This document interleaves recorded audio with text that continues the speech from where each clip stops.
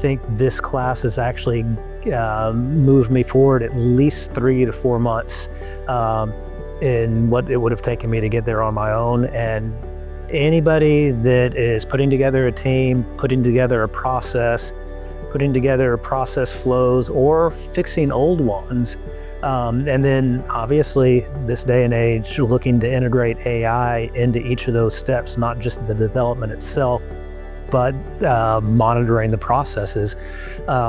This class is very helpful. It's almost a requirement. It's so updated. It's so fresh with the new stuff that is just happening within the last couple of months, really emerging.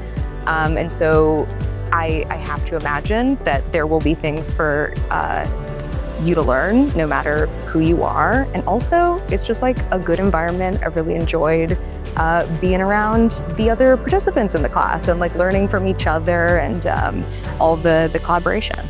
It was interesting to see a full level picture of the process and how it should run, and it made me think of some of the gaps that we have. There's a ton of takeaways here with Jeffrey's guidance. It's a lot of great DevOps tips that I plan to take back to work. One of the things that stood out the most was the use of agentic AI.